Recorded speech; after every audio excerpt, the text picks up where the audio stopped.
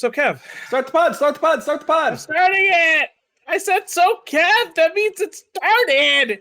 Oh, I thought you were interested in just having a conversation with me. What's up? So, not really. I was gonna. No, actually, I don't want to talk to you at all. Why are we doing this? Um, so yeah, you'll be watching the Bears game at what time? 8:30 in the morning, right? For you?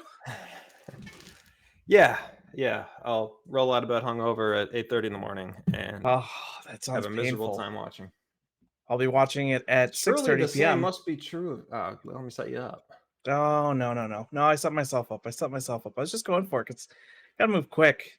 I gotta pack. I got Truly a the lot of same must be true of you. no. That's where you're wrong. um, no, I'll be in I won't be there, but I will be in Greece. So I'll actually be watching it at a time later than the time that's local to them. Well, that's fucking I'll be stupid. watching it at I'll be in Athens watching it at I think 6:30 local time in Greece. I think it starts at 4:30. They're 2 hours ahead of them. And then yeah, I don't think I'll be able to watch uh the afternoon slate. By then it's gonna be super late. I'll be able to watch a little bit of the afternoon slate if we do, and then it's gonna be entirely too late to watch any games. I guess important forewarning then. You'll be up, you'll be like probably in a good mood for being on vacation and stuff. Hmm? It'll be 8:30 and God knows how the Bears are going to play. Maybe we'll talk a little bit about that later, but if bad stuff is happening, leave me alone. It is 10 a.m. I've just started waking up. I'm hungover. Oh, I just got the I'm not international I'm day not I'm pass set not up. I'm not dealing with your I'll have data and everything. I'll be able to call. I'll happy be able to talk. I'll be able to text. Athens ass. I might text, GChat, and email you all at once about all of the crap that we're seeing because I If can. you do actually do that, that'd be all right. I was worried we weren't gonna have any cell service or anything like that. And Mike, a good friend of mine. For anyone listening, one of my best friends, he had mentioned, hey, you've got if you have AT&T, they've got an international day pass. You pay like $12, I think, for the day, and they like cap you at 6 days charge or something like that. Before it's just free whenever you use it. So yeah, got that all hooked up just in case we need our phones, and I'm excited to go. And you somehow got away with getting to do this. So, through no planning at all, your honeymoon will be during a game that is on the same continent as you, and another Yes, weekend where there is no game at no all. game. Yep, did not plan that.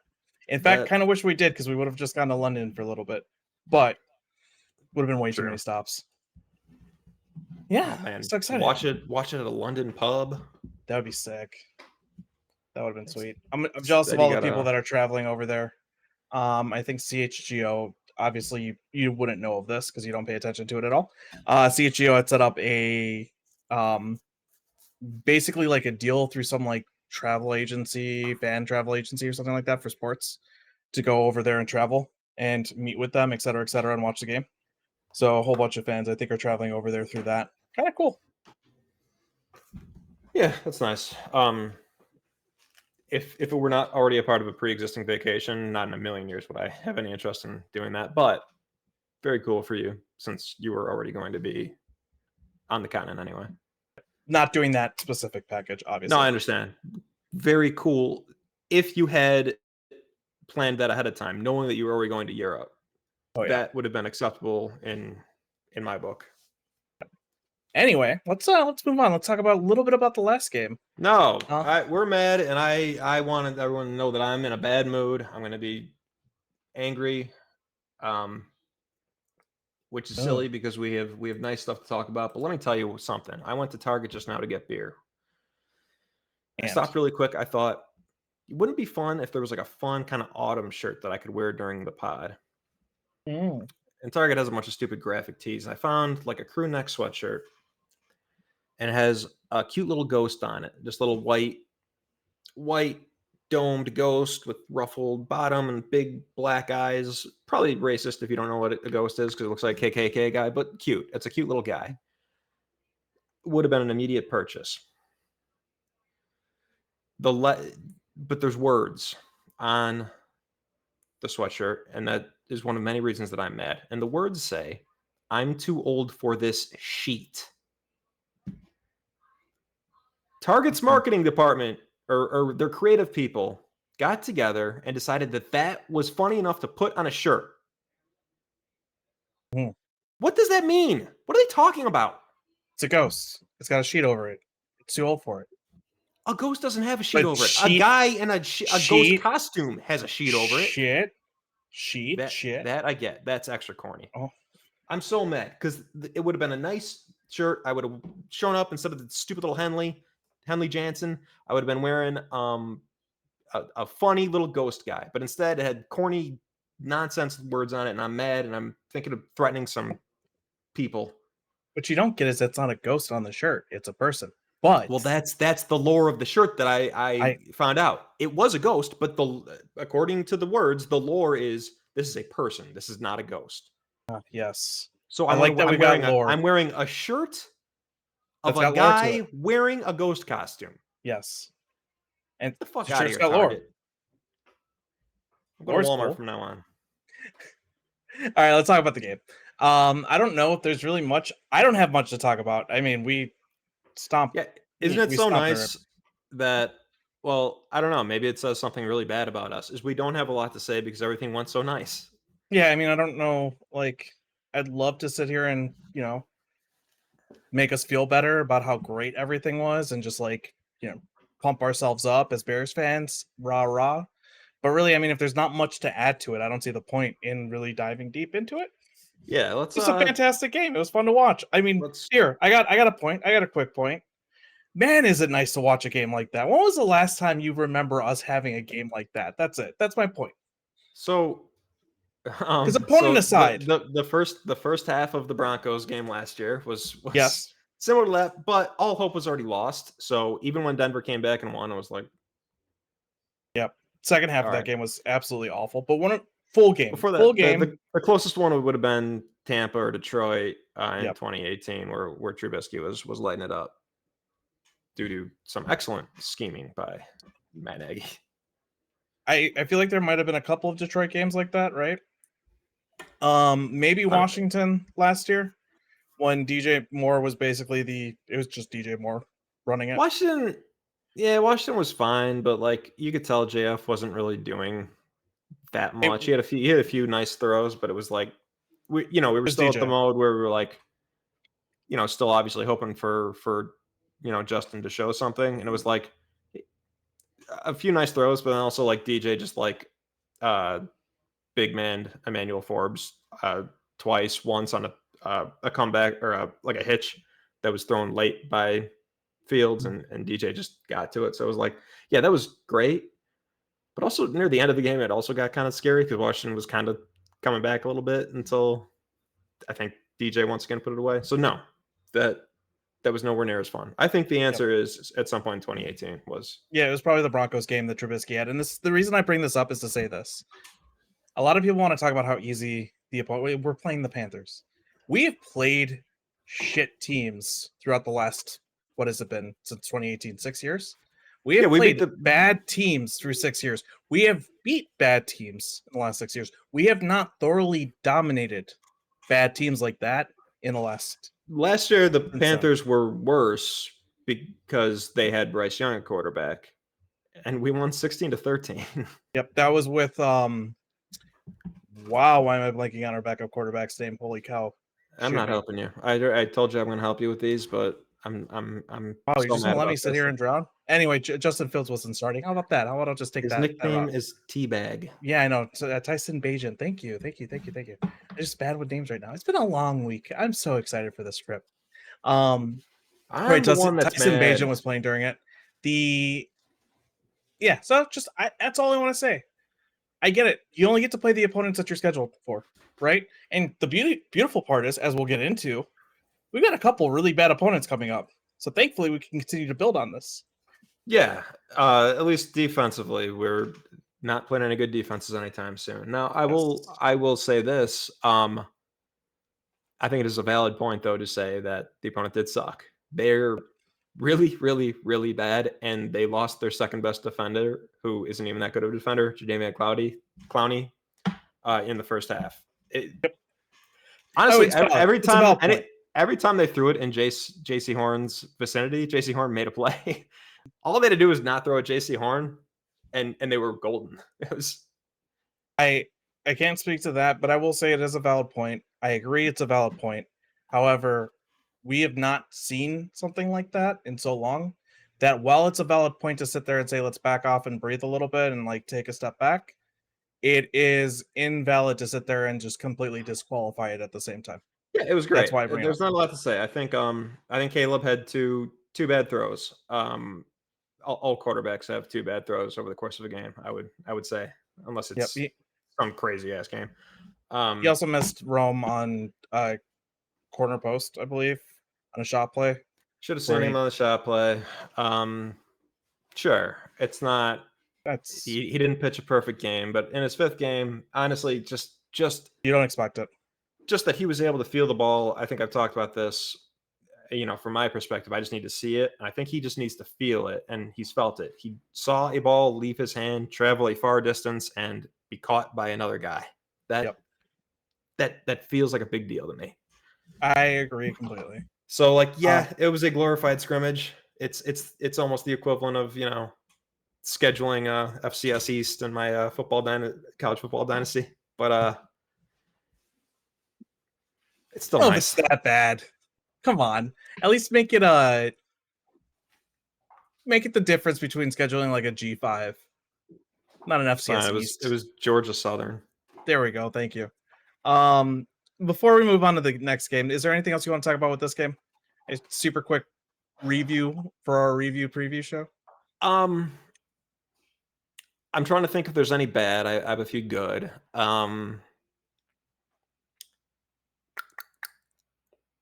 Anything bad that sticks out to you before I just a couple random shout-outs? Sucks, but that's less bad than it is like he tried to get his head out the way. Just sucks to know that he's not gonna be able to play this week. Thankfully, next week is our bye, so hopefully he'll be ready to go by the time we play the commies. Beautiful play. I'm sure that's gonna be one of the things you shout out. So sorry if I steal that over you.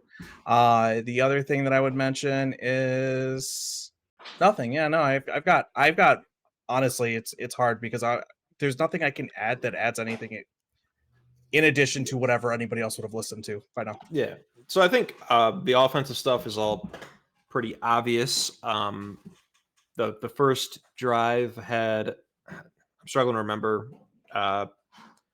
third down. I think Caleb took a sack on third down of the first drive, and it looked like he almost threw an interception, and then I believe took a sack as well. Yes. Yeah. So the interception was just a bad throw. It was the right read, but it's the danger of it's kind of the danger of the amount of quick game they try to use to replace the run game at times.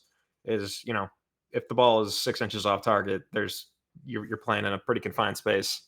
So yeah, that happens.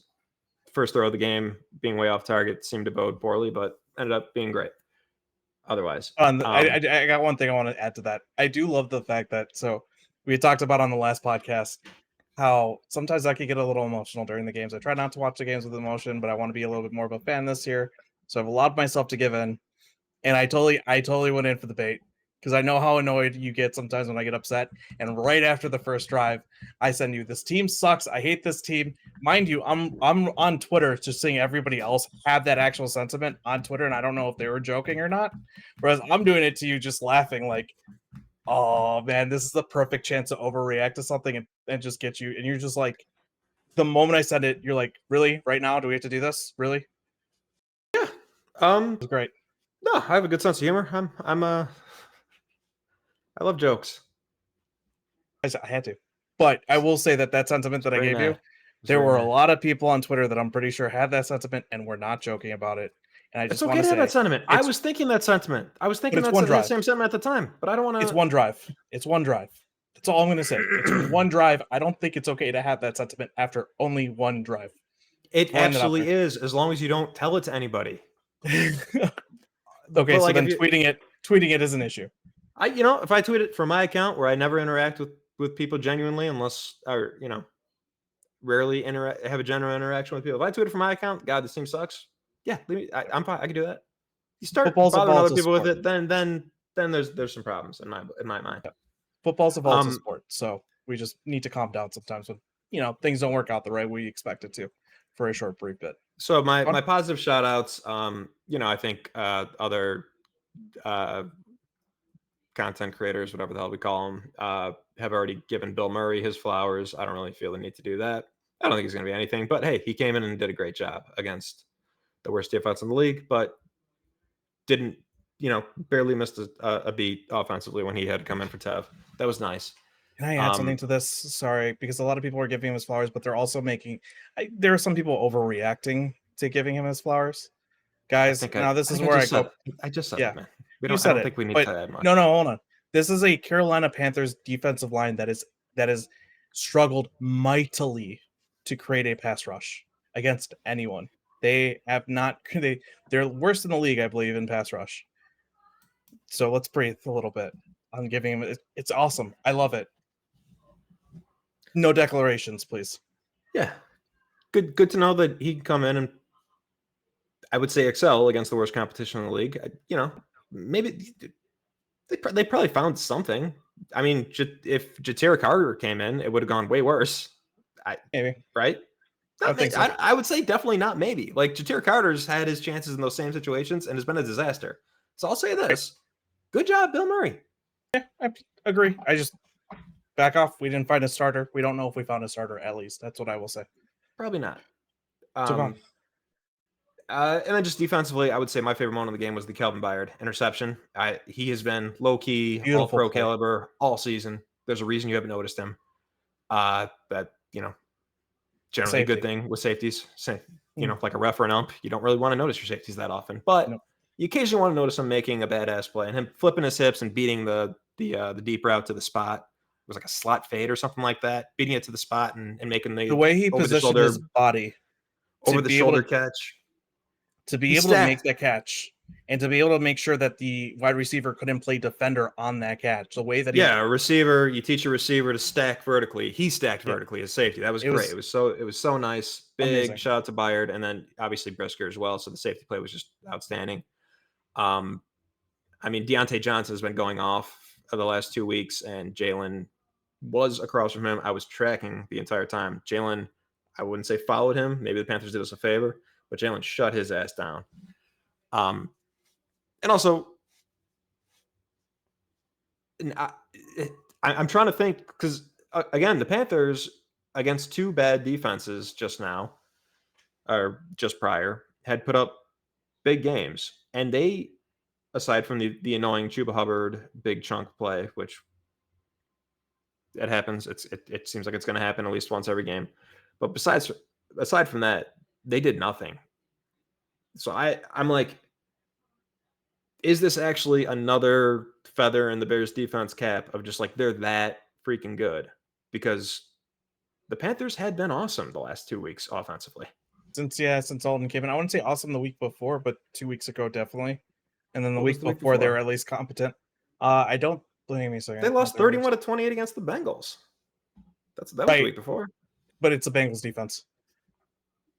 And the Raiders defense before that. They're bad defenses. Fair. But they did nothing against our defense, and I think that is... Two. Yeah, Dalton was 220 for 2 with 1 interception, and then it was Chuba Hubbard.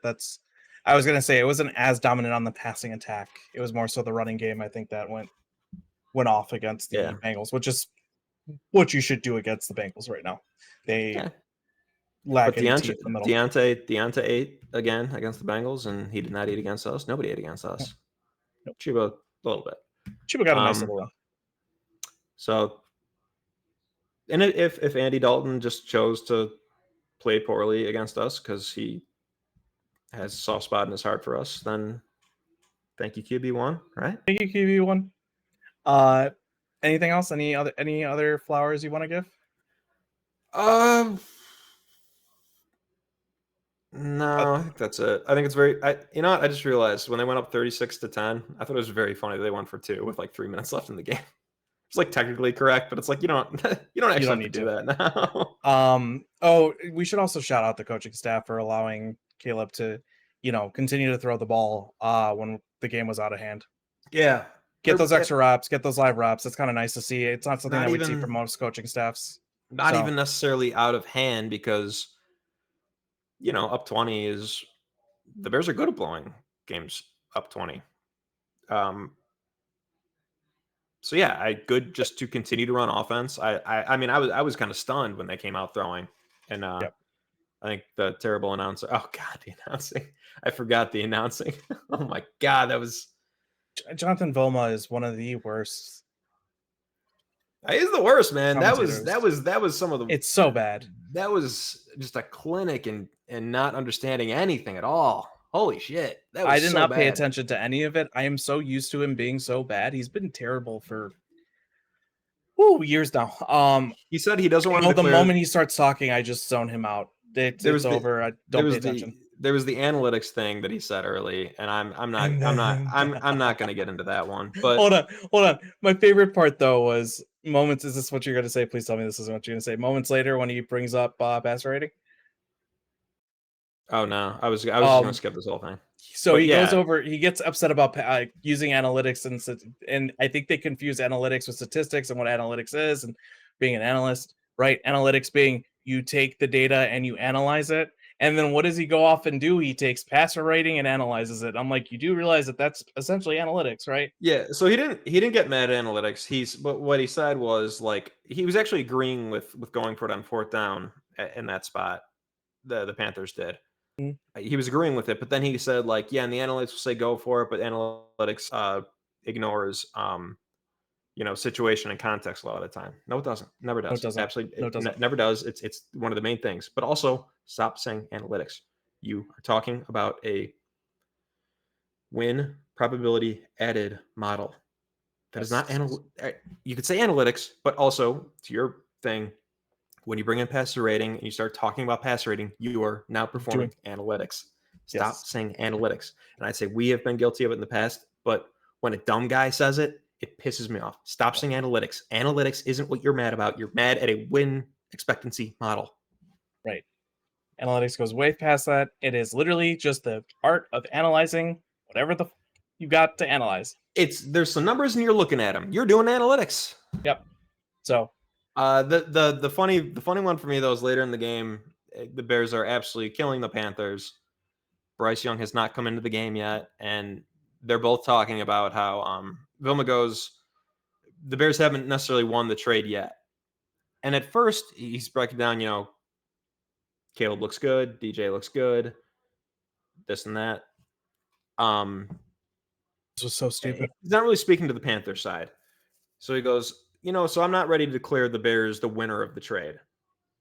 That alone, insane. But I think what he was saying is if the Bears don't win, then, who cares? Still insane. But I thought that's where he was going. But then a couple sentences later, he then goes on to say, Bryce Young is still young. He could get better. Jonathan Vilma, you actually think that there's a chance that Bryce Young could become so good that it outdoes Caleb, DJ, Tyreek Stevenson, our second round pick next year? Gino and Sam Darnold?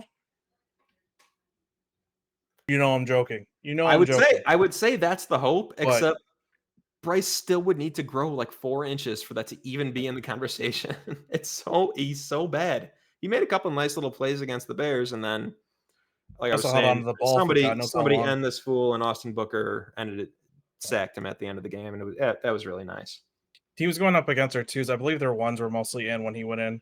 Going up against our twos, still held onto the ball forever while going up against our twos. He had a nice play where he rolled to the right and hit Miles Sanders leaking out of the backfield, and it was a nice play by Bryce. But it was one of several. He's capable of making nice plays. That's not the point. He's just awful.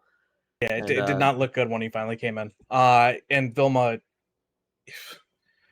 his point of the Bears not winning the trade highly relies on the idea that out of nowhere, Bryce Young becomes good, right? And then on top of that, would rely on Caleb not being just as good to make up for the fact that we gained all of this other stuff at the same time. So it's over, my guy. It's over. Just leave it. Just leave it.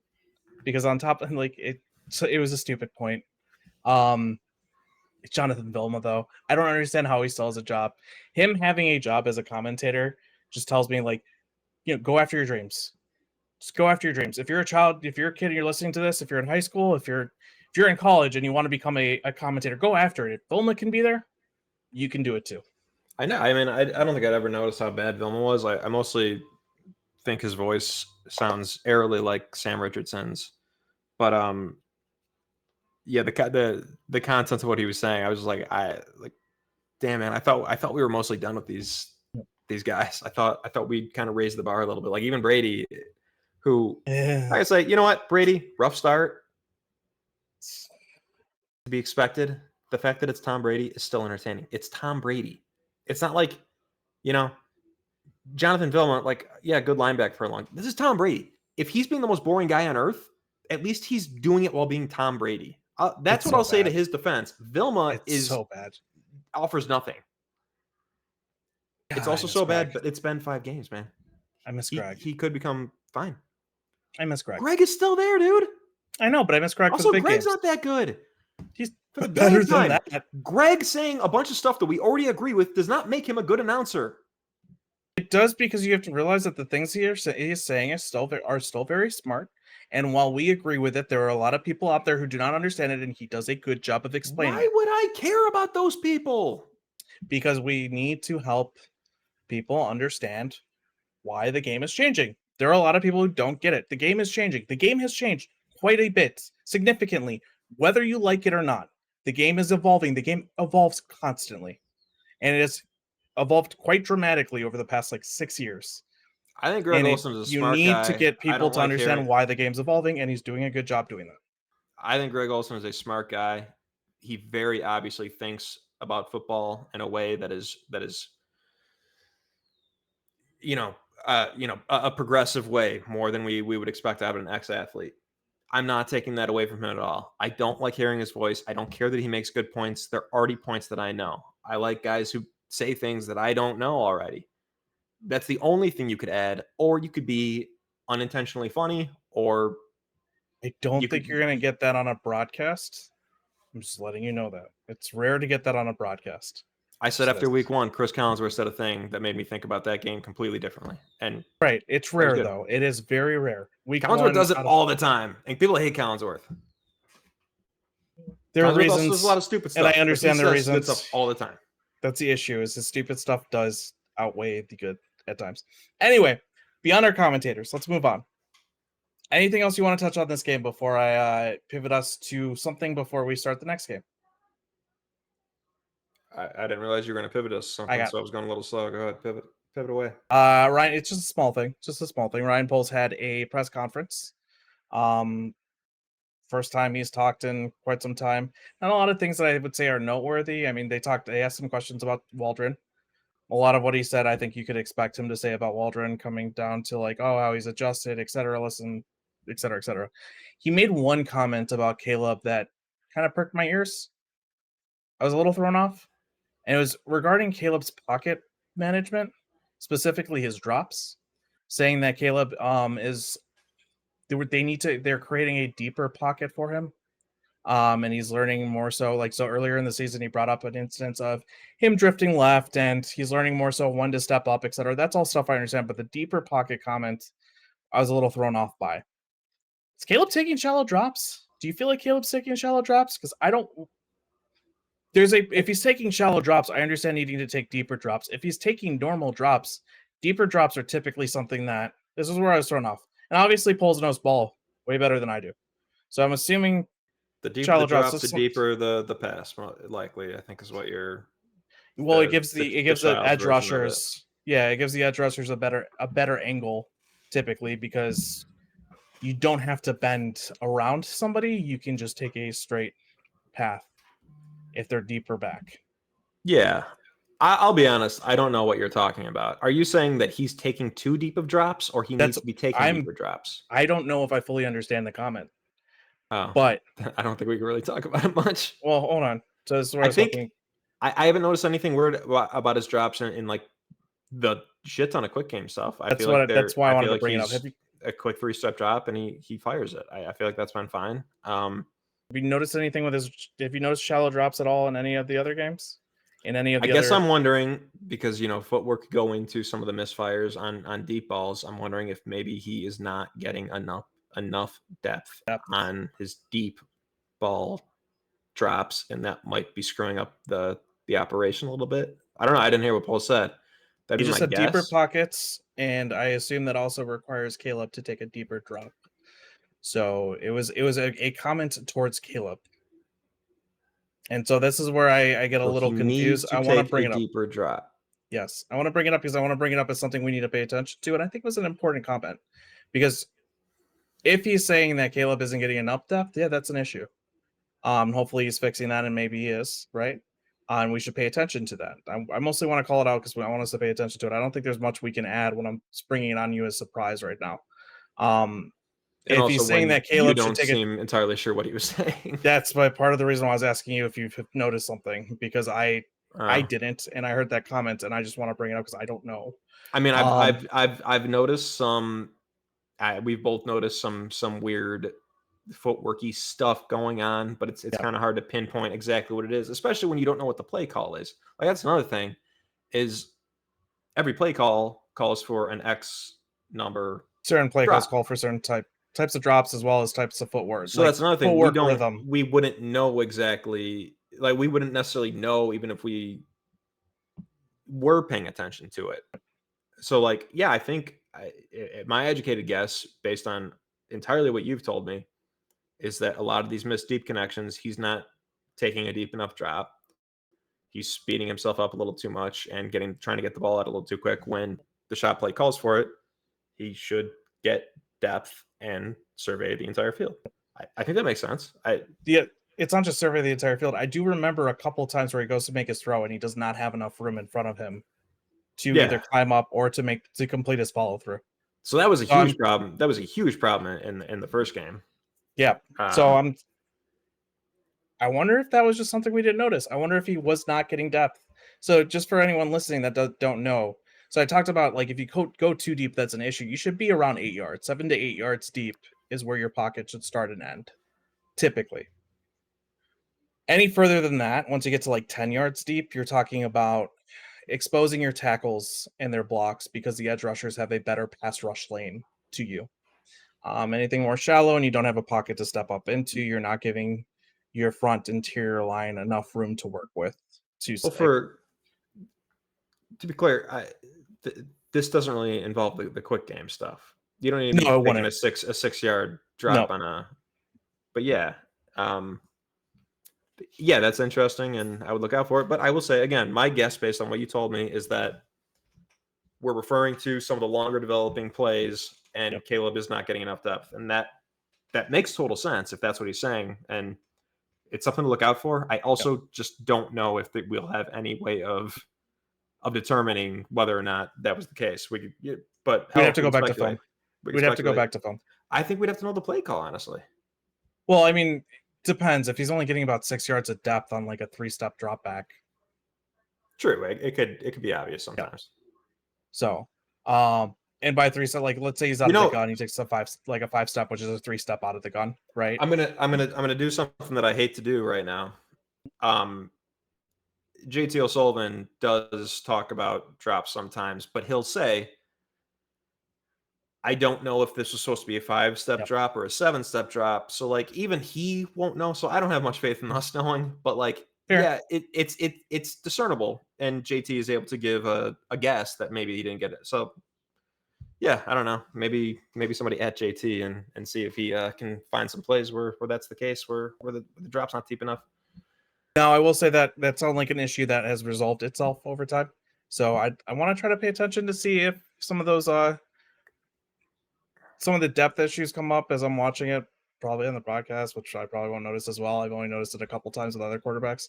How many sacks did Caleb take? Which game? Texans game was like, oh, you only took one sack Sunday. Just the first drive, huh? That sounds right. Hell yeah. Good job, Caleb. So getting better there. He invited the pass rush on a couple where he created and was able to escape. I do wonder if on those where he escaped that were crazy, like he had some 13-second long like time to throws, if you're using like PFF's time to throw where anything counts, there were a couple scrambles that he had that were at least from 11 to 13 seconds long. And I have to wonder on those plays if there were better defenders on the defensive line in the pass rush had he been caught. It's one thing to do that against the Panthers. It's another thing if he tries to play like that behind the line, like say with the Texans again. So I want to throw that out as maybe a point of concern, but nothing that like until we see it, it's not a big deal. And he's done a fairly good job of not doing that insane creation. And I kind of hope that he can do that insane creation against other teams. So it's more so like I kind of want to see it, but I don't know if it'll work. Anyway, moving forward, do we want to go on to the next game? Do you have anything else you want to talk about? Any bunch of pressers? I assume I don't know if you've listened to them. I don't think there was much to really vibe off of any of them. I mean, I'll say it is because we haven't even talked about this in private. I don't think there's a lot to say, but that McCaskey did confirm that they went after Tom Brady in 2020 is wild to think about. I mean, what an alternate reality we'd be living in right now. Do you think we would have won? No, I think that would have been a mistake for Brady. So Brady loses the Super Bowl. I'll say this, like the Bucks, there was enough to step into. Unlike the Bucks, there weren't enough weapons. Just saying. But Robinson still had a year left. Mooney was good. There was enough for Evans and Godwin. Tom Brady to make it work. Right. I mean, maybe. Godwin a little less. That was also the year Evans didn't even really fit Tom Brady's MO. Yeah. Like I could have totally seen Brady. Yeah, I mean, that was also the year that our defense took a massive step back because we had Danny Trevathan taking a massive step back. We're exposed over the middle. And then I believe that was also the year that we had Buster Screen really looking like crap out of nickel. Sure, but also we made the playoffs. Like we were. And Akeem Hicks was injured and Khalil Mack was injured. True. We did make the playoffs. Man, I don't know if that's an alternate reality I do want to live in, because then what happens if we don't win the Super Bowl there? The team continues to get hemorrhaged, right? That we leverage the future. We continue to hemorrhage our chances of ever getting healthy, right? And then we lose Brady, and unlike the Bucks, who had a fantastic roster, still able to maintain that fantastic roster, we all know what ends up happening with the Bears roster and how bad it looks the following years.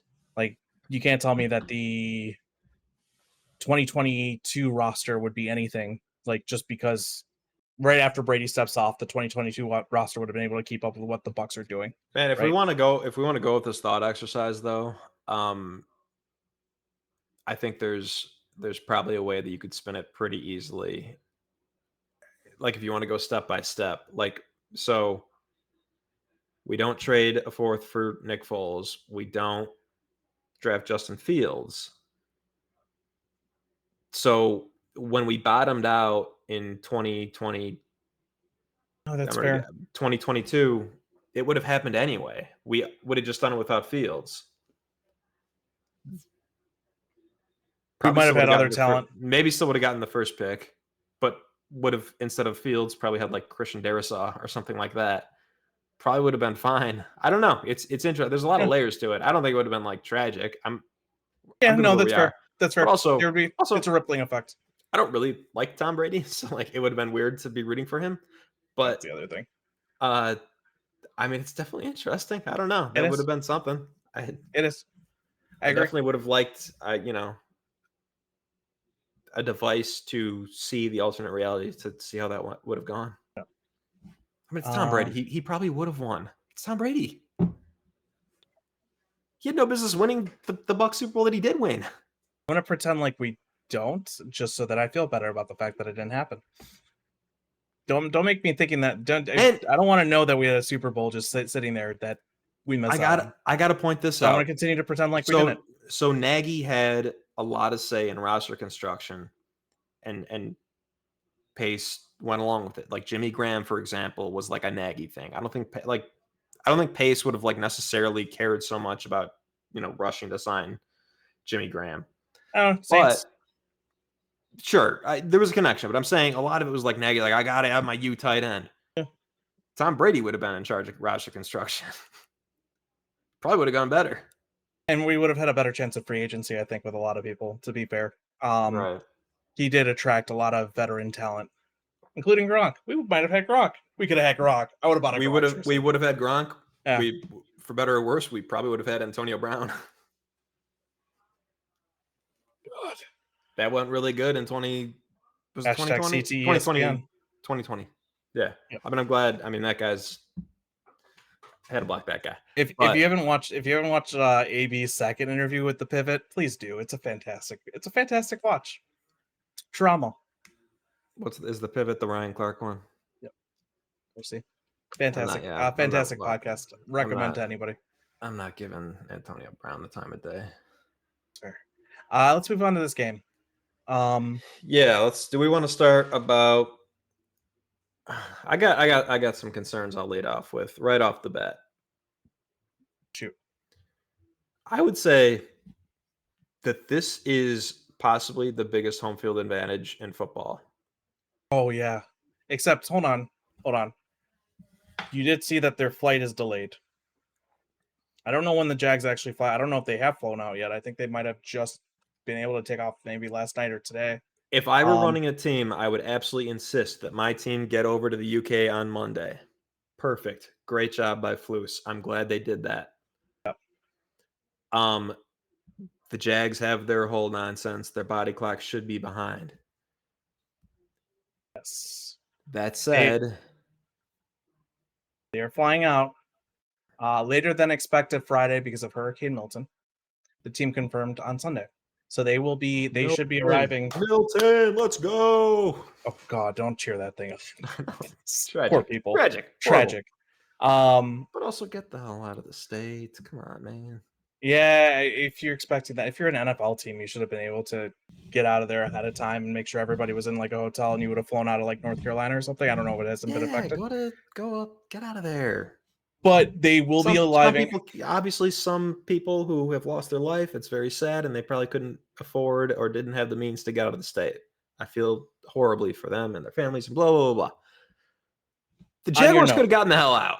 Yeah. On your note, though, it is typically like this is their second city. I'm pretty sure they're going to move there eventually.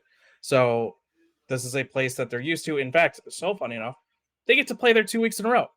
Right. I believe their next game, I don't remember who it's against, is also in London. So they're there for 2 games for a reason. London is Jacksonville's second city. So this is a huge, and it's funny because I believe we're the home team in this match, aren't we? Yeah. So it's really a Jags home game. However, we're the home team. We lose a home game because of it, which really sucks. I would imagine that there will be more Bears fans, quote unquote, in the stadium than Jaguars fans. It's that this group of people knows so the team. It seems like it is correct for the Bears to have gotten there on Monday. It seems almost inarguably correct. But the Jaguars have done this before. They know how to do it. And last time they did it, they won both games. And one of the games they won was against the Bills. The Jaguars know how to do this. This isn't like home field, what's a tough place to play. Like, you don't want to go to, Seattle. It's not Seattle. Yeah, it's not Seattle. But man, you just got to move your body clock 2 hours to play in Seattle. And it's probably going to be at 3:05 anyway, or Monday. It's fine. You're going to be fine. But you go and do it in London, this roster and these coaches know how to handle it. That is a huge advantage. That is scary to me. It's not that all the players know how to handle it, but I'm sure the veteran presence on the Jaguars know how to handle it and continue to teach the other veteran, younger players on the roster how to handle it as well. I mean, the players that matter do. Yep. They constantly overperform over there. And it is a place that they play consistently because, again, I believe the NFL is basically setting them up to be London's team eventually. Maybe not. Who knows? On that note, though, again, they are flying in late today. So maybe, just maybe, this completely throws them off. There is a chance. And maybe it won't be as big of a deal. And thankfully, we are the first game and not the second game. I don't know who they play next week in London. But that sucks. And I would argue with the NFL, that's bullshit to allow them to sit there for 2 weeks, get both games in, completely have their clocks adjusted, right? And yet the Patriots don't get any of that. Yeah, the spread in that game is going to be too low. Like, yeah, I would say good piece of betting advice is hammer the Jaguars spread in the second game. Yeah. Yes. Well, unless Drake May looks phenomenal, and maybe the betters, the line, But that will make the spread smaller. well, the odds makers might not fully adjust yet. Odds makers may not adjust to one game of Drake May looking decent. I should say looking decent, not phenomenal. That's an insane attempt at being contrarian. Like, no, Trying if here. If May looks good, the spread is going to be Jaguars 4.5, and you should kill it. If May looks terrible, it's going to be Jaguars 8, and you should still go nuts on that spread. Anyway, moving forward. So, yes, good point. Home field advantage. Anything else that you wanted to add to that, or did you have another point that you wanted to go? No. Again, it bears repeating. Again, I love that Flus did this. I don't understand why every team doesn't do this. Making sure, seeing that London game on your schedule, and making sure everybody's ass is in the UK on Monday. I guess the one drawback would be that I don't know for sure that Brisker has been ruled out, and a few other guys. You just had to leave them at home, and they got to make the trip later if they're ready. But that's the only thing I could possibly see being an issue. I doubt they clear in time to be able to travel if they haven't cleared quite yet. To be fair. Oh, you know what? I want to double back and say I have a reveal for everybody. When I said 27-9 was my fake guess, that was my real guess. And that was a good prediction. Hey, really? Is that what you meant? I had no idea. You weren't just saying the other one just to no. I'm a little stinker. Oh. Liar, pants on fire. Anyway. Let's talk a little bit about Brisker and the people missing, or did you want to go somewhere else? Because I feel like you had a path you wanted to take, but I mean, I do want to. That was the overarching nonsense of it all, or not nonsense. My brain's a little messed up. But no, I think it's time to get into the X's and O's, the Jimmys and Joes. We are going to be missing 2 defensive backs, which thankfully is our deepest position, like deepest positional group at corner specifically. 2 starting I don't know defensive backs. Yes. So with Brisker, 3 defensive backs altogether, I believe, because unless we have another backup that's outside of Terrell Smith. So Brisker's out, Stevenson's out, and I would have no fear about Stevenson being out if Terrell Smith weren't also out. Yes. So now we are down to either Josh Blackwell or Jalen Jones. It's gonna be Jones unless Gordon plays all of his snaps on the outside, which I believe he's had 1 snap all season on the outside. I think you told me earlier. He's only had 1 snap on the outside. I believe that snap came against the Panthers, which I'm going to assume came during the time that I think Brisker had to sit out of play before realizing he had a concussion, because he came back in after that hit. So yeah, I don't remember Brisker leaving the game at all until the game was out of hand. Yeah, there's a chance we either play more base and Gordon plays more outside while we're in base, or we don't play more base and we end up playing and it's either Blackwell, which I believe it's going to be, or Jalen Jones playing outside in their place, which I feel fine with. I mean, both of them are replacement level players. They're both backup. Like they're good backups.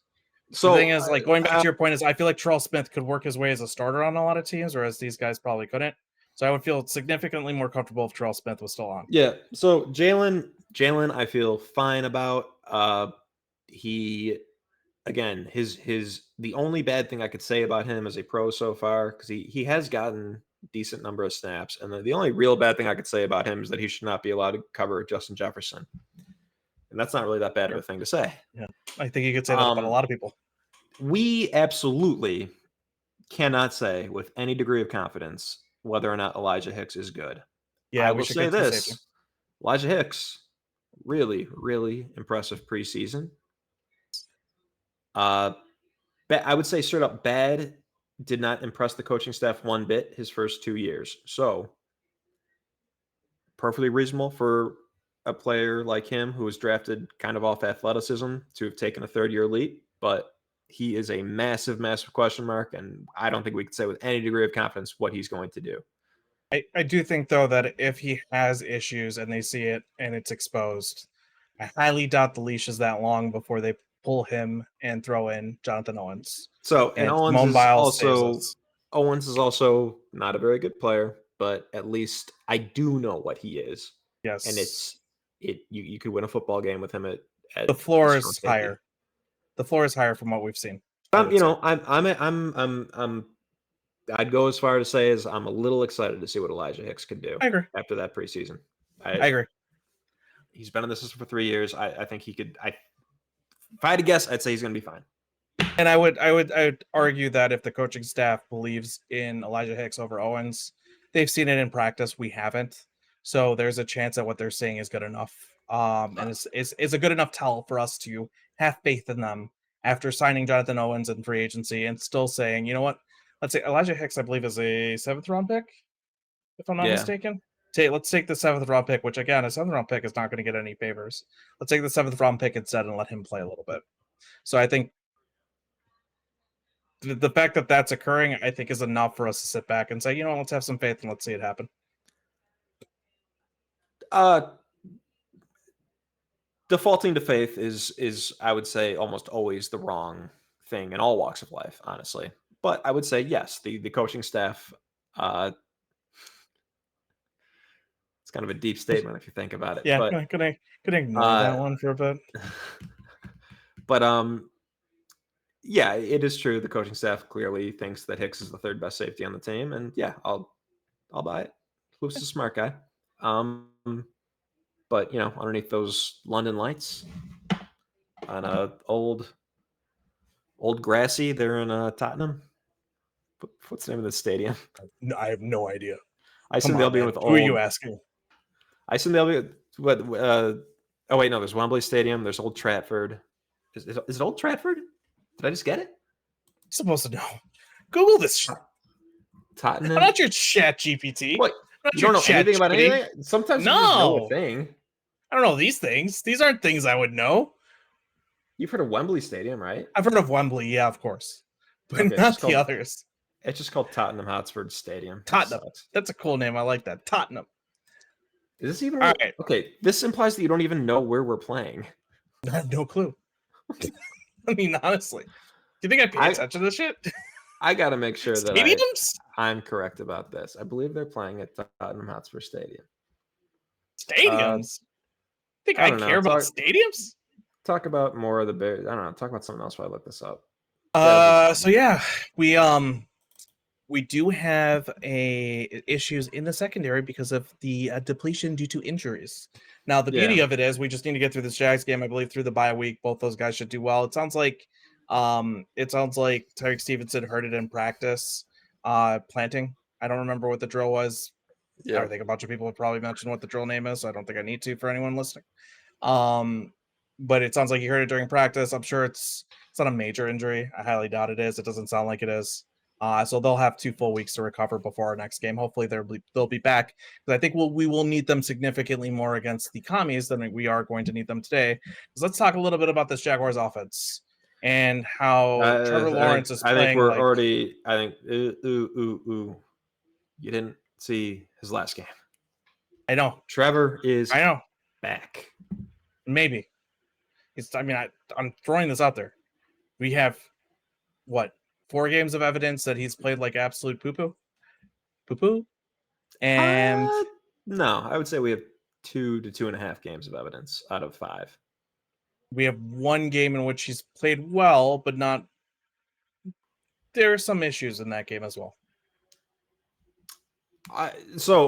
Before this past game, I was panicking about Trevor Lawrence as a general well wisher or just somebody who wants to be right when I say Trevor Lawrence is good. I don't know if I want to see him do well. I don't know that I like him, but I want to be right. I don't know. The better the quarterback play is for me, especially in the AFC where I know they're going to slaughter each other anyway, so we're going to have to face one fantastic quarterback by the time we get to the Super Bowl. The better the quarterback play is, the better the games are. The better the games are, the happier I am. Throwing that out there. That's fair. But I was hitting the panic button. When you kind of look back at it, he did play well against Miami in his first week, and then he was basically garbage for 3 games. Then last game against Indianapolis, which until I saw Carolina up close and personal, I would have said Indianapolis is the worst defense in the league. They're actually at worst the second best, but he absolutely went off. 370 passing yards in a game that every pass mattered, unlike Caleb's 360. A lot of those passes didn't matter, and one was on a Hail Mary. 50 of those are on a Hail Mary. 40-ish, but yeah. Okay, yeah. I mean, still. Yep. Difference. Every single one of Trevor Lawrence's passing yards mattered in that game, is the point. He threw for 370. Yeah, he was by every measure outstanding. And when you say that we need to have the secondary healthy for the Commanders over the Jaguars, I would say I kind of feel the opposite. I'm far more scared of Trevor Lawrence's arm than Jaden Daniels' arm. And I'm more scared of the Jaguars' weapons. I mean, to be fair, yes, I agree with you. Typically, he would need to have another game just like last week's. And considering the fact that since his high ankle sprain last season, he hasn't had a game like that up until last week, which could mean two things. It really could mean it's going to continue, and he's back. Trevor Lawrence is back since a high ankle sprain, which let's remind all of our listeners, whoever the hell is even listening, Trevor Lawrence was having an MVP caliber season last year up until that high ankle sprain. The man had the Jaguars, I think, with one loss up until that game.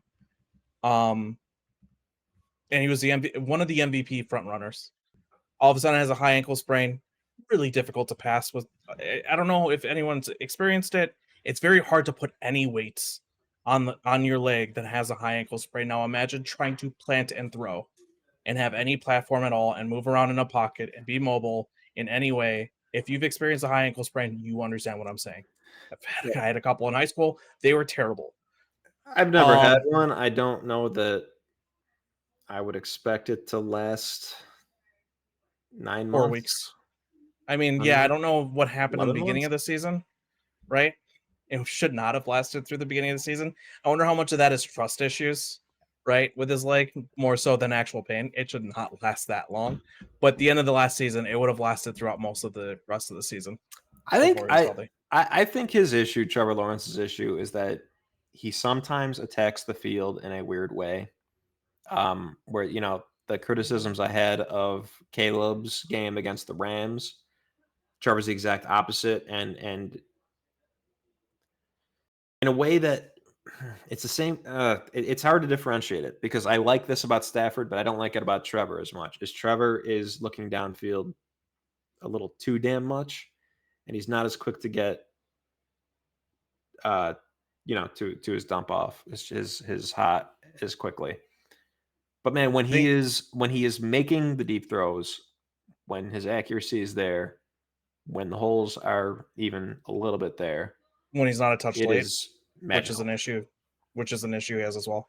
He can be a touch late a lot on his rates and on his progressions, which I think is partially the reason why you saw a lot of missed connections last year with Calvin Ridley. I don't know. I don't want to get too deep into Trevor Lawrence. I do think that you're right. He has had a really good game. It's not going to be this is not a game that this really sucks. How many times are we going to have to say this? We had to say it against the Panthers, which ended up being exactly as easy as we expected, even though Andy Dalton was starting. This might not be a game that's as easy as we expect it to be if Trevor Lawrence is playing at the same level of play he was playing at before he got hurt last season. I just give me another game in a row. Let's see it before I sit there and say, yes, he's back. Because as somebody who feels like he's getting burnt with all of his stock in certain quarterbacks, I'm sick of having any stock in these quarterbacks, man. Yeah, I mean, I do think it's kind of important to talk about Trevor Lawrence to some extent, but maybe there's not a whole lot left to be said. Yeah. Here's what I think. He had an awesome game last week. So did Caleb Williams. And much like Caleb Williams, I think Trevor probably just needed to see it happen. Sure. It's been a calendar year almost since Trevor Lawrence has had an awesome game, and he just had one. And so I'm a little concerned. I think he runs hot and cold. I think when he's on, he is really freaking on. And yeah, if I had to guess, I would say, completely pulling this out of nowhere, I would say he's just on right now. And when he struggles, it's just because he's going through like a slump, more or less. But I think right now he's seeing the field pretty well. I mean, I watched a lot of that Colts game on my bottom TV, and he just looked amazing. I don't know. There's not, again, it's hard to separate it from how bad the Colts defense is, but he looked amazing. The other thing is Brian Thomas Jr. is a problem. That guy. So like, I think we both agreed to some extent he was boom or bust, at least Yes. as a First round flyer. at least as a prototype, but like the type of guy who is boom or bust. You can't really overdraft a guy with his profile because it's not a profile that works all that often in today's NFL. I feel like he's boom, Eh, he's boom, he is boom, confirmed boom. hold on. It's not a profile that works all that often in today's NFL. Yeah, I think there's a lot of big, tall, fast guys who are a little rough around the edges and whose route tree is limited. DK. That's the standard of guys Hmm. who have worked. And on the other end, there's not a lot of them I'm that trying to think of have worked all 230 that well. pound. I'm trying to think of 230-pound 4.3 speed guys that have come into the league recently. I don't think there's many. Because a lot of when you the add ways that I looked at it is if Xavier Worthy was going to work, Xavier Worthy being a slightly better route runner, right, but not as strong up at the catch point for obvious reasons, and obviously doesn't have the play strength. Xavier Worthy was going to work. You're talking about 230-pound guy who's running like mid 4.3s. He's slower than Xavier Worthy. Don't get me wrong, at a 4.21, but fastest man running at the combine. But 230 pounds, like you're talking about 50 pounds more running with that kind of speed and explosiveness. It's hard. I don't know. I wasn't a big fan of DK my coming brain's a little out. loopy. I had a whole long list of guys, and I it's not That's at the fair. front of my head right now. I mean, I'm not going to say that you're wrong. I didn't like the- DK coming out, and I learned my lesson from DK, which is why I didn't want to sit there and have that same stance with Right. Well, so I wasn't Brian Thomas trashing Jr. Brian Thomas Jr. I was just saying that. Oh, he's boomed. You said it. Well, I was pre-draft though. I wasn't saying don't draft him in the first round. I was saying I'm hesitant. I'd prefer Lad McConkey just because I know this draft profile is safe. Yes. Like I had BTJ is 5 or 6, depending on how I was feeling about AD Mitchell that day. But yeah, I think that Brian Thomas Jr. is. Boy, I'm gonna say this, and you're gonna do your thing where you say it's early. He's better than Roma Dunze. I've already told you what you're gonna say, so you don't have to do it. Rome's been looking good, man. Rome gets They open. get that connection. Rome gets open quite a bit. And I don't know if look, Brian Thomas Jr. has been fantastic. I'm not trying to take anything away from him. I think Rome would look fantastic as well if he's gotten the same amount of targets and they were in sync with each other throughout. Rome's been getting open. I'm not.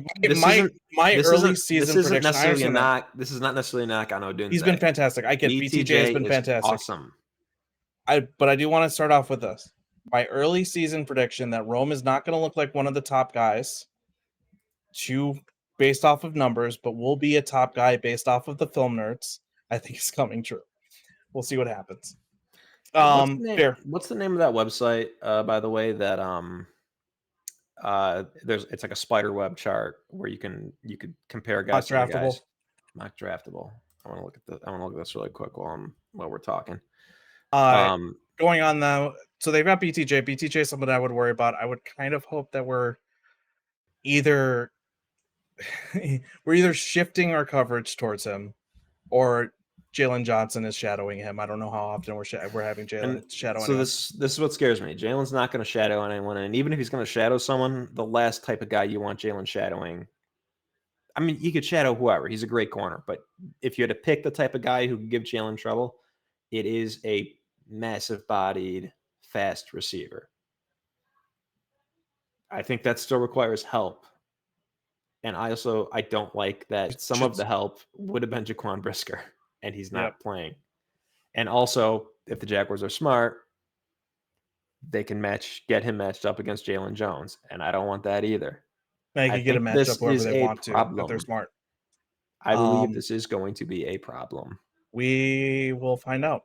I don't know if I fully agree that it's going to be a problem per se, but I do think that this is going to be something in which it is a matchup to watch. Is playing Thomas Jr. versus our secondary. Now, outside of him, it's correct me if I'm wrong. They're still running with Christian Kirk and I'm blanking on their third guy. Gabe Davis. Gabe Davis, that's right. They got him from the Bills. I mean, so you gotta if Alec Pierce was able to make a play against us, Gabe Davis technically could too. Could, yeah. That's as nice of a thing I'll say about Gabe Davis. Christian Kirk's fine. I'm not worried about him. However, he'll move the chains for him a good bit. He's shifty. He's a good route runner. I think he falls into the underappreciated Z category that I think Brandon Ayuk would occupy if he were a Z. That like Rashad Bateman does. He doesn't necessarily catch the ball, but he runs some big boy routes and opens things up for other guys. That's what I'll say about Christian Kirk. I think Christian Kirk's a pretty good player. I would have been nervous about him against Tyreek Stevenson. So I guess I should also be nervous about him against Jalen Jones because Jones is the same thing, only worse. Yeah, I mean, and I'm being doom and gloom. I do not really love how our secondary is matching up now that we're banged up. I will say this though. So I was listening. I told you I was listening to. I guess it's the 33rd team now, right? I was listening to Sam Monson, Steve Palazzolo, who brought their PFF NFL podcast over to 33rd team. Check the mic. And Sam Monson made a good point. He brought up the fact that we're not grading well, and I haven't looked at our PFF grades. I don't really care to. At the moment, I don't really have any reason to. But he said that the players are not grading well with the Chicago Bears, yet the defense is playing out of their mind. And typically when that happens, it's one of two things, right? Either they're going to regress to the mean, and then he's like, but because Chicago's been playing so well for so long, I highly doubt that's the case. It's been going on since last year. And he's like, it's typically great coaching if that's not the case, right? And I agree. And I have to wonder how well we can coach these guys up to make it mitigate, not saying replace, you're not going to replace your starters, to mitigate the issues that they create by not having them. Yeah. But then I would say there's also then the waterfall effect of, if we have to devote more resources to, and this isn't like an incredible receiver course, but again, BTJ is very scary. But if you have to devote more resources to stopping that, then we get into Tank Bigsby's awesome all of a sudden. Yeah, so then this is the issue. Travis Etienne. Is Travis? I forget if it's him or his brother. What his brother's name and what his name is. Travis, I believe Trevor is now with Georgia. Travis Etienne, off to a slow start, but we don't have two Trevors on the same team. That makes sense. Yes. Yep. Good way to remember it. Yes, that's how I've had to. Because I also forget. I always switch them up too. That's where I want to come to next. Is I know I've brought up the run defense quite a bit on a couple of different episodes. Well, now we've got some data. We've got enough data that I can look at it and say, hey, maybe this is an issue. Yeah, I brought up last week how I was frustrated that it's so hard to find all the this type of data. It turns out you've been paying for it for a couple of months. Oh yeah. Also, yeah, on the coverage data for anyone listening, I have match quarters. I have a match quarter subscription. I haven't been paying attention to. Don't say the name. No, shout them out. I will shout them. I have a post about why I will shout them out all the time. So I have a subscription with them, and on match quarters, I guess Coach Cody Alexander does post all the coverage percentages for us. Also, football insights is the handle. Football_insights, something like that. Also post them. That's on Twitter, so you can get it at either spot. So turn off the pod and just go to match quarters or Football Insights. What the hell are we doing? We're just checking their shit, and it doesn't matter. No, we're not. We're bringing up what they've got for the coverages, and that's it. But we're not even talking about that quite yet. Because what I was going to talk about before this was our run defensive grades, and both on DVOA and on PFF. We are currently, believe it or not, the run defense wise, we are the 17th best run defense, even though we are the third best or second best. We're tied with Detroit, second best graded defense per PFF. And did my subscription just run out? Tell me it just ran out. That would be funny. I wrote it to you anyway. That would be really funny. DVOA defensive. We are the, I believe it's a 30. It's actually really bad. What's up? So while we are still the 7th best defense per DVOA, we are the 2nd best in the pass game and the 30th best according to DVOA in the run game. Now, typically, I like to wait another week before I go with DVOA because they need to wait. You have to wait for enough games to happen that their strength of schedule stuff actually kicks in, right? Otherwise, they're basing a lot of it off of their preseason rankings. But I could, one more week, I could just bring it up now before week 6. 30th in run defense according to DVOA. That means that we have faced, so we're 17th in grades. We haven't faced great running teams, which comes back to the Texans. They haven't been able to run since week 1, I believe. Run the ball efficiently since week 1. Okay, they also didn't run the ball against us, so I gotta point that out. We haven't faced very good running teams, and when we have faced them, we haven't done well. Like when we have faced bad ones, it's not like we've done all that well. That's the reason why we're ranked 30th per DVOA in run defense. Yeah, I'm worried, man, because Tank Bigsby's been looking pretty damn good. So Tank Bigsby, just like Chuba Howard, just like Chuba Hubbard, just like Kyron Williams, to an extent, even though Kyron Williams has had success, he's not like scary. Like he's a running back. I hear you. But when you're that bad against the run, dude, the last thing I want to do, and granted, thankfully we're facing Doug Peterson. Like a guy who could do a thing.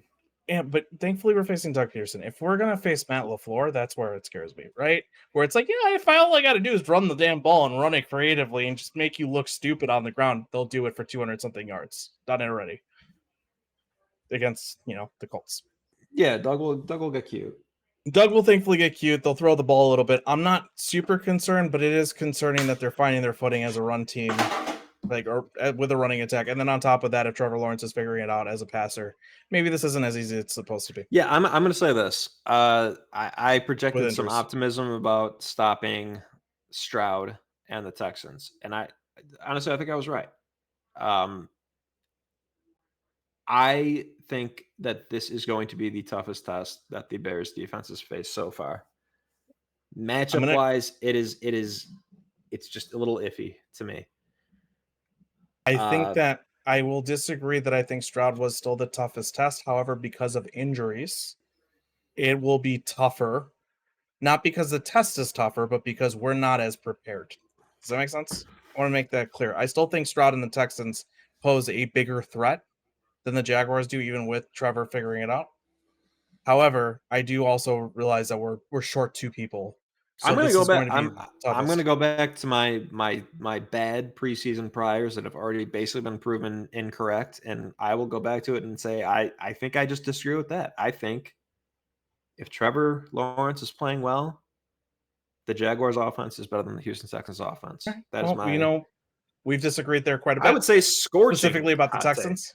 Yeah, we've disagreed about the Texans previously. We don't need to get there. Let's switch it up. Let's talk about how this matchup looks for the offense. Well, we're not entirely done, because I will say the Jaguars' offensive line solid, but Anton Harrison, weak ass link at right tackle, a guy who I did not like better than his own teammate at Oklahoma, Wanya Morris, who also stinks. But I hope to see Montez Sweat matched up against him. I think the Bears' best chance is Montez Sweat winning against Anton Harrison quite a bit. Also, if Evan Ingram plays, I'm officially just very worried, and I think this is going to be the one where the Bears give up a league average number of points. But I got to say, Montez, you're the key to this game. I need you to show up in a big way. That's so what I'm worried. going to say. We're so worried about this matchup that it's a league average number of points that can be given up. Well, I'm not gonna pretend the Bears defense is not awesome. We've seen enough. The Bears defense is straight up awesome. And to your point about like, oh, you see the running DVOA or whatever.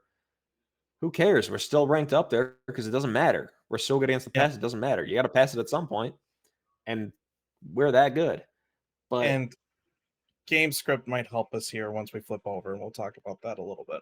Sure, we'll get there. But I'm going to say this: I don't like the matchup. I think the Jaguars will be able to score a league average number of points. What I hope that we do is the same thing I said against Stroud and Stafford. I want to devote a lot to coverage. I don't want to blitz that often.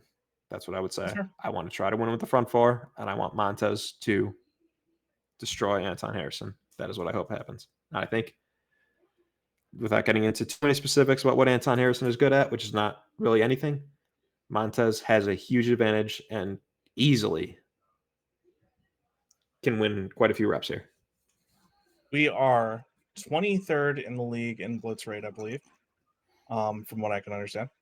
Blitzing about 21% of the time. Yeah, we're not huge blitzers. And I would say that they tended to follow my advice against Stroud and Stafford. And so, again, I think I think they'll play it right. I think they'll play it right. I hope they can tighten up the run defense. I don't think Peterson's going to be very, tricky misdirection-y, which is the main thing that's kind of gotten us with run defense. So I'll say 2 keys to victory here. Montez, get home. Gervin Dexter, try on defense. Try and run defense, I should say. Yeah, I got nothing else to add there. We'll find out how that goes. And before we do, though, let's talk about the offense, unless you got something else you want to add. Sorry, I know I keep trying to push this over. We're at about an hour and 16. I'd say we're on a pretty good pace, honestly. But we are. I just want to eat. So facing the Jaguars defense, I saw some numbers earlier today that I brought up to you that I think are kind of shocking. They have a fucking horrendous. That's a swear jar. I just said the F word. They have a horrendous pass defense. I did not realize how bad their pass defense was. So they're missing Tyson Campbell, their best corner, who's a perfectly solid player and is I would say, almost the linchpin of Andre Sisk at free safety, the linchpin to them running cover one at an absurdly high rate. They haven't had him in 4 weeks, and they're not going to have him this week, and yet they still run cover one at an absurdly high rate. So throwing that out there, so let's use those same metrics that we use, but let's look at the Jaguars on their defensive side of the ball. PFF grade run defense, they are the 15th best run defense, even though they are the 26th best defense according to PFF grading. That tells you exactly what's tanking their grades. Pass rush wise, we're looking at 25th, and then coverage wise, I believe it's 27th. They cannot rush the passer. They cannot cover the receivers.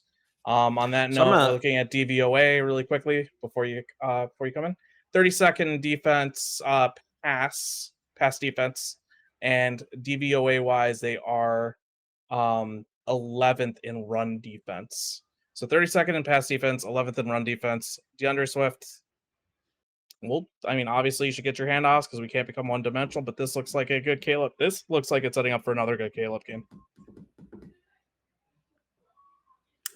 So I will say, by the way, even with as good as their run defenses and their pass defenses, opposite of the Bears here, right, where the DVOA had flipped, 32nd best defense or in DVOA.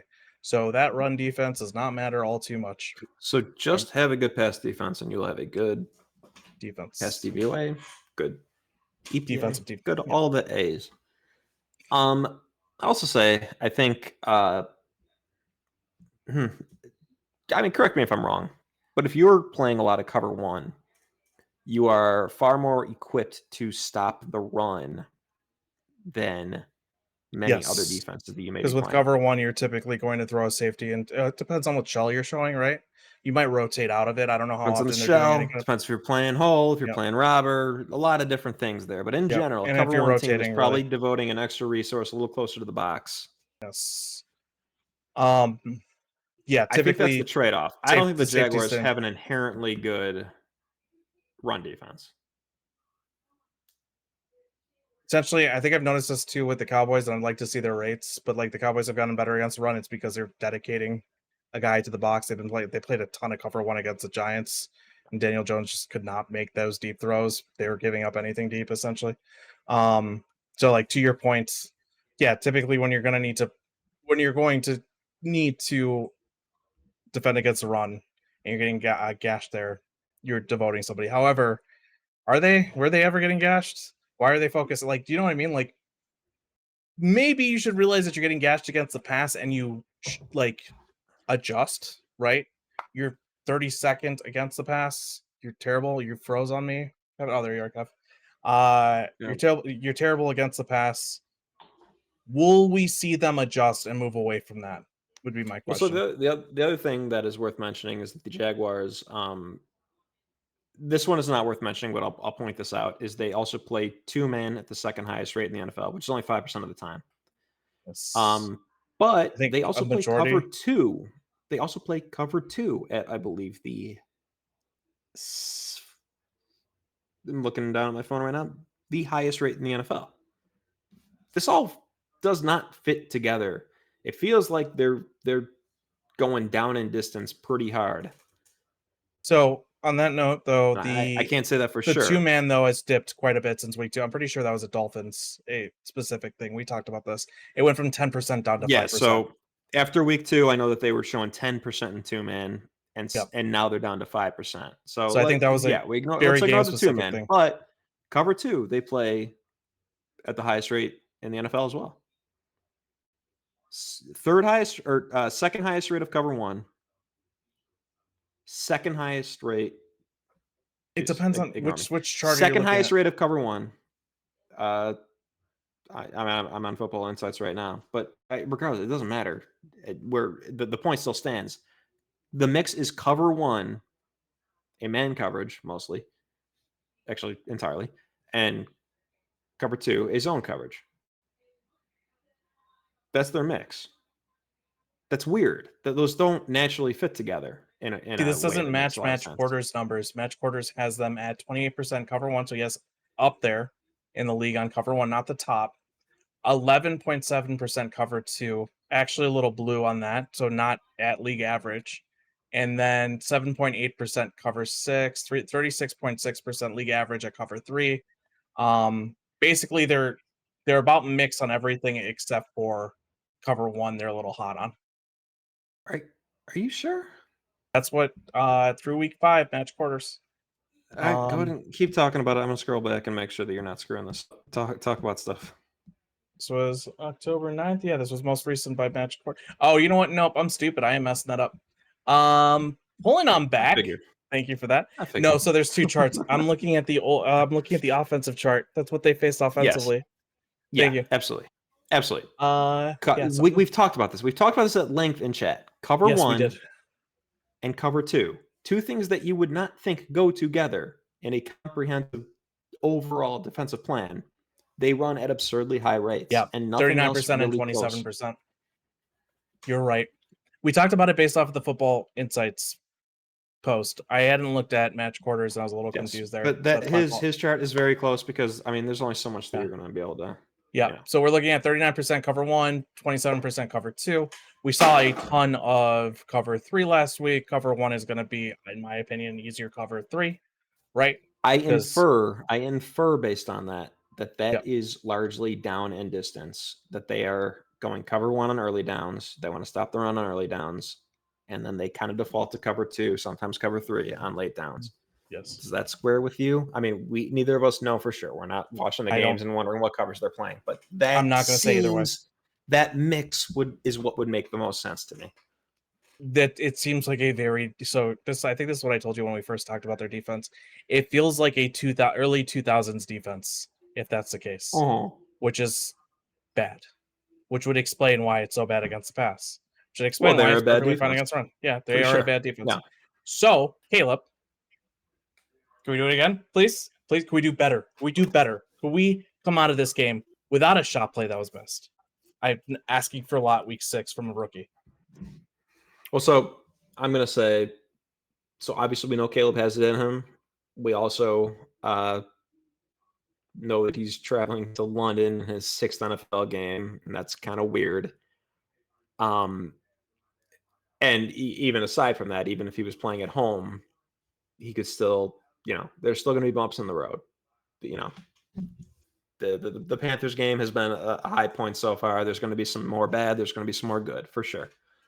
So I'm not going to predict an awesome Caleb. Well, I actually am, but I'm not going to say like that's like a given. Like Panthers are bad and the Jaguars are bad too. So continue to eat, Caleb.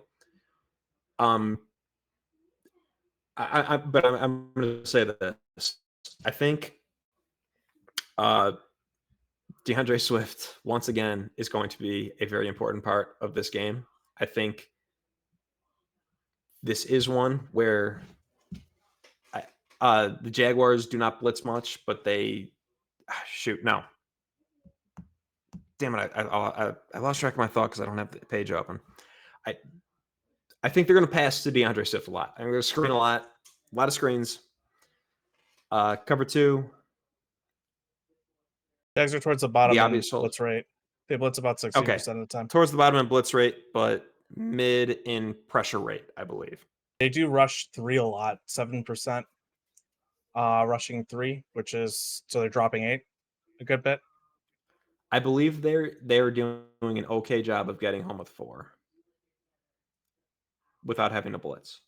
The pass rush Josh Allen rates aren't great, but it is Josh Allen, so is a very good defensive end. I'll say this. He is not a huge speed to power guy. He is more of a bendy, speedy guy.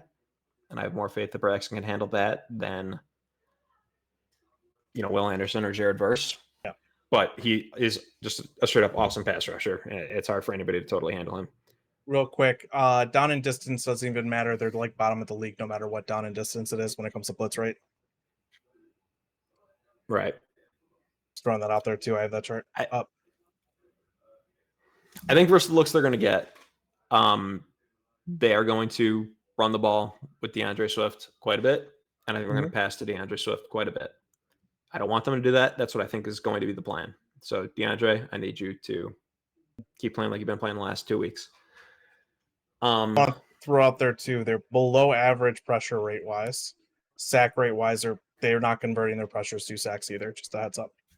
So I'm not as scared. I do know that Josh Allen is a fantastic edge. I don't think that the pass rush is that big of an issue. No. I gotta look something up because this is not scoring with what I've looked up earlier, and I can't find the damn thing, and I forgot what I googled before because again my brain is screwed up. Fine. It's been a long week. I am so ready to get out of here, like out of the States, not off this call, not off this pod. I enjoyed my time with you, Kev. It's fantastic. No, screw it. You know what? Let's. We're done. We're done here. Jaguars, 4th to last in the league in blitz percentage and middle in hurry percentage. That's what I got on Pro Football Reference. There's better versions of it, I guess, but that says they do a decent job getting home with just 4. Right. That depends. Not every hurry is the same, right? How late into the down are you getting a hurry? When do we stop counting the hurry too? I don't know. It depends on what that metric is. Yeah. It depends on what that metric is counting. Sure. Let me reset a little bit though. Josh Allen, got to block him. Not super worried about anybody else. Walker, blanking on his Tavion Walker. God, first overall pick of the draft. I'm blanking on the name. I'm just you right now. Trayvon. I was a little confused there. Trayvon. We've switched orange shirts. I should be wearing a slightly neon or shade of orange shirt, and you should be wearing a slightly more muted shade of orange shirts. It's Freaky Friday. Pascal, yeah. Pastel? No, I don't know. Pascal's. Pedro Pascal. Wearing a Pedro Pascal Henley shirt. Pedro Pascal's an actor. Everybody who would listen to this knows that, but do have to explain it to you. He's playing Mr. Fantastic in the upcoming Fantastic Four movie. Oh, fantastic. And he's playing the main gladiator in the new Gladiator movie. Oh, gladiatorific. Go on, this is awful. Yeah. Okay. I've totally missed it. Here's what I want. I want them to be secure in the fact that the Jaguars are not going to blitz them very often. I would like to see a very high first down pass rate. I'm pretty sure my theory is correct. If it is incorrect, well, I'm just some fucking guy in a podcast spewing some nonsense anyway, so it doesn't really matter. But I want to see a very high first down pass rate because I believe that is when the Jaguars are going to show middle of the field close, cover one. I want to see some shots early and often. When they don't do that, I'm fine with the DeAndre Swift dump offs or whatever. I want to see some shots. I want to see Caleb get depth on his drops. I've been noticing lately his drops have not been deep enough. I want them. I want them to take some shots, and I want them to scheme dudes open. I want them to use Keenan Allen. Keenan Allen would be covered by, I believe, Darnell Savage, a bad safety converted to a bad slot player. There are so many. Sorry, that's the opposite conversion than you'd typically expect. Go on. Safety to slot? Usually go corner to, well, yeah, even inside you go to safety because you need less speed and athleticism to handle that. So typically as you age, you find yourself, moving over. Not important enough for me to argue. I would say safety playing slot, trying to find him a home makes a little sense. A little bit of sense. Yeah, it depends on what you're covering. Needing to do linebackery stuff, as you've so often pointed out. But he's bad at it. Keenan should be able to eat against him. DJ Moore and Rome Odunze are eating against, I guess at least as of last week, they're both eating against everybody anyway. Lots and lots of opportunities to get some deep shots going. Yep. Andre Cisco, very good, rangy safety, graded poorly so far, but he's a good player. He can only help with one guy at a time. Get him in conflict. That's my hope. I think we got the right. I hope not to lean on the run too much. Yeah, I think we've got the right offensive lean on the run too much. They are trying to stop the run. I am interested to see how Caleb attacks cover two. There's going to be a lot of cover two, and he has not seen this rate of cover two. So I think we've got the right offensive coordinator for that game plan. That tends to be what he leans into. Hopefully he continues to use, fun play designs and not some of the boring BS that we saw earlier on. Hopefully they lean into, this is a big part, I think, because I don't know what their personnel usage is, but I hope they lean into tempo, especially if they get them in a bad, like they did last week. If they get them in a bad set of personnel, just, lean into tempo. Keep those guys on the field, tire them out.